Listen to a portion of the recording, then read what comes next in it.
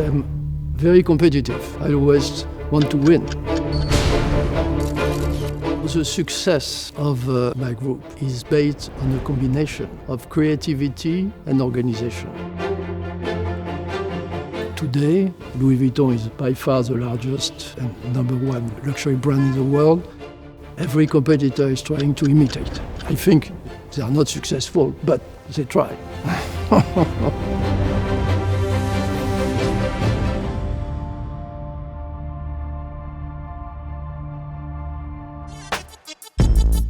In 30 years from now, LVMH will still be at head of the luxury sector. LVMH is today just at the beginning, in spite of its size. Our business model is based on creativity, innovation, and quality. There aren't very many people in the world who can do what he's done. In life, he is exactly the opposite what people think he is. We're dealing with one of the most successful people in the world, one of the great taste makers in the world, somebody with the great vision, somebody with a great eye. He's always thinking about the future, not only about the iconic titles, brands that he has. People who don't know him have a completely different idea of the people who know him. He's one of the wealthiest people in the world, and his wealth was accomplished in a single generation. LVMH is comprised of 70 different brands divided into 6 different sectors. It covers everything from the highest end perfumes and wines to the best leather goods in the world. In the 90s, I had the idea of a luxury group. And at the time, I was very much criticized for it. I remember people telling me it does not make sense to put together so many brands. You know the brands. It's Givenchy, it's Fendi, it's even Thomas Pink, Sephora. Sephora, he again was completely ahead of the game. I remember when it first opened and everyone said he was crazy and it was never going to work. He recognized that there would be a taste for luxury goods and frankly an ability to pay for them. Bernard Arnault is the architect that brought them all together under one house. And it was a success. It is a recognized success. When I was a child, I was always trying to have fun. I was always, what we say in French, dissipé in school, even if I was not bad at school, but I like fun. When I was young, I was living by my grandmother because my grandfather died in 1959. And I saw my grandmother very sad. And so I said one day to my father and my mother, okay, I cannot leave her alone because I liked her a lot, so I'm going to live with her. And I went on the other side of the street, so it's not very far. And she was extremely helpful. I met him back in 1979 in Lille, in the north of France. He had recently joined his father's company, and I was still studying. I was in my last year of college, and I interned with him, actually with his father and him. Both were at the company at that time. My grandfather founded a company in the north of France. Then my father ran the company, and I was always in contact with them. I was always very interested, and I never thought of doing anything else. He started out as a civil engineer. He worked for his family's construction company. And my father was really exceptional because he always gave me the sense of business. And when I arrived in the business with him, after 3 years, he told me, "Say, Guy, I think you are able to run the business, so let's do it." And he gave me the key. I was 25, and I was running. It was a small business, only 1,000 people, but it was risky for him because it's a business he built over his entire life. By his mid-20s, he was making some pretty big changes. He wanted to move out of construction and manufacturing and into real estate. And he was getting ready to invest in America. which was very unusual for a small real estate development company in France. France was very conservative at that time. You didn't do that, especially at his age. He was still in his 20s. And it was very unusual for somebody of his age to take those types of decisions. When we grew up, he was actually not in luxury, he was in real estate. It was really something incredible to witness, to see this incredible ascension. He started looking for gems, for things that were undervalued, even outside of what his company had done previously. I was looking at several ideas and I hit Christian Dior, and immediately I thought this brand has a lot of potential. It is under-evaluated. It is small compared to what I thought the world was going to become, and so I moved to buy it. Dior was a jolie madame house, you know, that nice French ladies wore to lunch, and it was not in any way creating fashion, making fashion. There was no excitement around it. It was very staid and very safe. He's an extremely creative French entrepreneur who built the largest and best luxury brand in the world. He was a complete visionary. He saw things that nobody else saw. He saw the increase of wealth in the world. We try to build a large business with our partners with one criteria: the best quality and the most elitist product in every line that we are selling throughout the world. It was a risky move at the time because it was much bigger than the company of my father, but starting from that, we built the LVMH today. Bernard Arnault is the most talked about man in the fashion world today. Dior itself does over $1 billion a year. He does wonders with mergers and acquisitions. When I was 10 or 11 years old, I understood that something was going on. You know, when you start seeing your father's face on TV and in the newspapers, when you also have people of 11 or 12 years old speaking to you about your own father, saying, oh, I hear he's incredible and a genius. So that's how it happens, actually. And so quite early on, we understood that something was going on. If there is something he wants you to be aware of, he doesn't beat around the bushes. He'll be very, very straightforward. He invested in an unbelievable way, and the numbers came back the way he expected.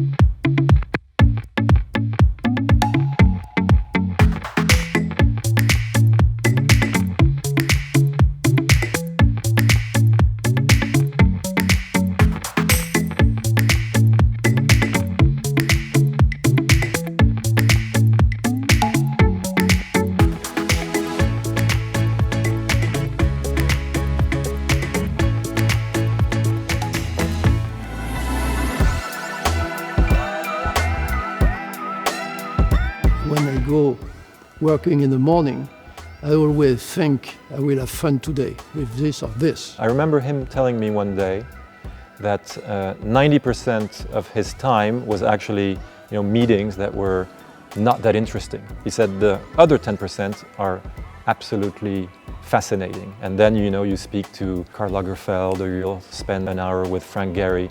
These are the ones that you must enjoy, but the other ones are important and necessary too.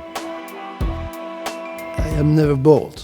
It's what I have in mind. When I think of myself young, it's fun, and I am very competitive. So it's like in tennis. I always want to win, and that's fun. He and I share a great admiration for a tennis player called Roger Federer. And I think the happiest that I have ever seen Bernard was when his children secretly arranging for Bernard to have a match with Roger. And I swear, he showed me the video, he acted it out stroke by stroke. And then just last week, he was telling me about a more recent game that they had had. And at the end of the fifth game, it was 5-0, Roger said, well, I'm going to play now the way I would in a Grand Slam. He stepped it up, And all Bernard could talk to me about was the fact that he'd actually won 1 point. I have been lucky, I must say, to have fantastic children. They are, all of them, interested by the family business. So when I was 17, he gave me a pair of shoes, of Berluti shoes. They were the most incredible and beautiful shoes that I had ever seen. But yes, they gave me a sense of what this business was, of the rarity and the beauty of it all, but also it gave me a sense of responsibility. Indeed, at that time, I kind of understood, okay, this is going to be the business that I'm going to be in. I'm very, very impressed with his relationship with his children. It's so attentive. Family is really all important to him, and he really makes the time. And I find that is something that people miss out, and it takes a very special human being to be able to do that. A family business, especially in the luxury area, is key for success. When you are in a family, you have two major advantages. One is you can think long term, like Louis Vuitton, for instance. I'm not that much interested by the number of the next 6 months. What I am interested in is that the desire for the brand will be the same in 10 years as it is today. The second advantage of being a family business is to hire people. Because when people come to LVMH, they do not come in a group with some anonymity. They come in a family. You are not just a little person in a big thing. You are a member of the family, and you will be taken care of as such. Many of these luxury houses, many of these luxury companies began as family businesses. Luxury, by definition, has heritage. It has legacy, and that's what you find in the consistency of a family. To have the empire he has, based upon talent and good management skills, but with very creative people who themselves probably think they're the best in the world at what they do, and in many cases they're right. And somehow he's able to get those people to work collaboratively and organize them and work for him, which is saying a lot. He never ceases to surprise me with his risk-taking and his ability to understand how important the creative force is at every house, that without that you can have the most brilliant CEOs in the world, you can have incredible marketing, you have a brilliant strategy, but without a driving force behind each brand, that you have nothing. A lot of people see him as a great financier, great strategic mind in terms of how to build an empire. That's not at all how he thinks. In my opinion. I think his big strength is actually to speak to creative people and to make them thrive under his management. It's not to create profit or create more revenue or double the size of the business. I know that's the consequence, and that's usually what happens, but his real talent is with creative minds. You know, the success of the group is made of the quality of the product. And the quality of the product is a consequence of the extraordinary craftsmen and women that are working with us. We have a large campaign of hiring young people that sometimes are not really thinking of becoming craftsmen or craftswomen. But once we have given them the idea and once we train them, we have a rate of success which is near 90%. And it's very rewarding for us to see these young people being so proud. He's developed that long tradition of quality and craftsmanship, but he also adapts, and he adapts to the different generations. You could think of Arnault as a merchant, but he's also thinking of just the tectonic plates and the shifts in the world. I always try to think of what can we bring to a brand. If we are looking at buying a brand, what can the brand be, how can it be improved? Also, does it fit with the other brands? Most of the time it is a competitor, but does it fill a niche where we could see we are not very much present? And when that happened, I must say we can move. It takes a certain amount of courage to stand against the tide. There were a lot of naysayers. He was paying full prices for things that weren't close to what other people would want, and other people scoffed that he would ever realize value or earn anything from the prices that he was paying. I met him when the Fendi takeover was in the air. There were other people who wanted Fendi too, but when I met him, I said to myself, this one and nobody else. And I was right. He invested in an unbelievable way, and the numbers came back the way he expected. I am close to many of my businesses, but the one I have for the longest period of time is Christian Dior, followed by Louis Vuitton. So maybe these are the two I am the closest. He knows what he wants for his brands. He manages to explain it quite clearly, and if the result doesn't correspond to what he wants, well, he will very politely but quite clearly throw campaigns away and have everybody rework. Well, Bernard is a fascinating man. He's reserved, but also very direct and very clear. If there is something he wants you to be aware of, he doesn't beat around the bushes. He'll be very, very straightforward. It's one thing to identify a moment in time and to have your taste and your vision collide with what the world would want at that moment in time. But he's been successful over a lot of moments, over a very long period of time, across the world. I am lucky to have met Steve Jobs at the beginning of the 2000. And we were talking and joking. He told me, you know, Bernard, I don't know if in 50 years my iPhone will still be a success, but I can tell you, I'm sure everybody will still drink your Dom Pérignon. The question next usually is, who is going to succeed you? I wouldn't be giving him his Lifetime Achievement Award yet. I would wait a while longer because I think there's still more chapters.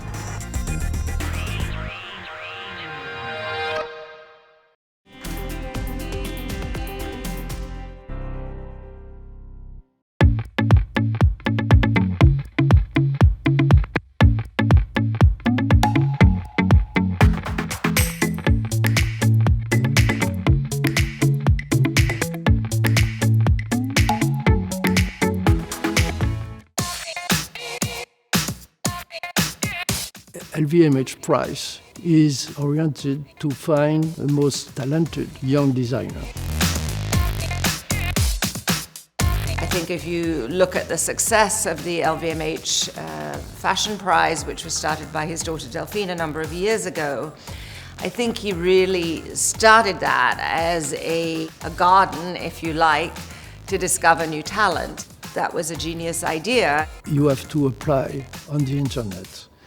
You have to have less than 35 years of age, and you have to have already presented 2 shows. And we were astonished at the beginning with the number of applicants.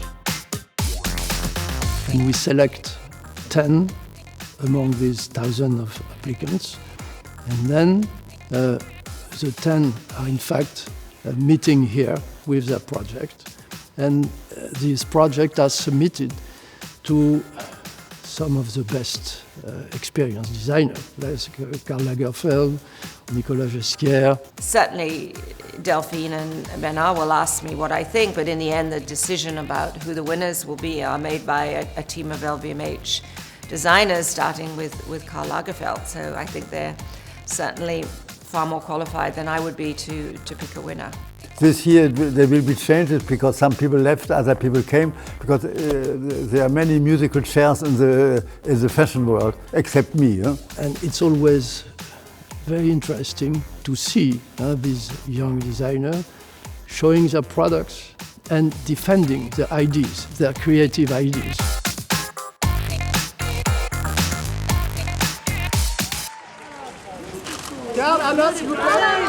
He's become a great benefactor and philanthropist. And of course, Foundation Louis Vuitton and the museum is just one example of it, just the most famous example at the moment. We started to do some philanthropic work for the group in the beginning of the 90s, and I immediately thought of building something that was more a mark of what the group is doing. And then, at the end of the 90s, beginning of 2000, I met Frank. My first encounter with this museum is he and his wife brought me to the Jardin d'Acclimatation. And when I realized where he was bringing me, it brought tears to my eyes because I felt like Proust was here. A few months later, he sent me a sketch of his first vision. And it's not very different from what it is today. I thought it's extremely creative, and I asked for him to give me more details. So we designed a museum that's solid walls, and then we enclosed that in another envelope of glass. And the glass was not to enclose interior, it was just like sails. And I talked about it like a sailboat, like a regatta of sails. So we started to build, and then we had to stop, and then to restart building. And all in all, it took me 10 years. Today I looked at it and felt very proud to be part of this place. The foundation was a great gift on behalf of Bernard Arnault and his family to Paris. When you think of cultural institutions in Paris, it's been a long time since a new one was built. And I think it was a shot of vitality in the city of Paris.